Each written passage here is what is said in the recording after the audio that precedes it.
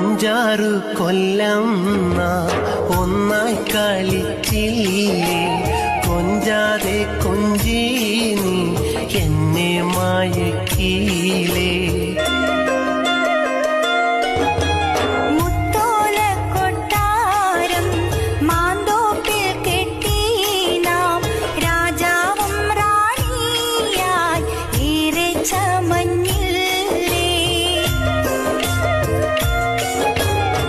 ഏതോ നിയോഗത്താൽ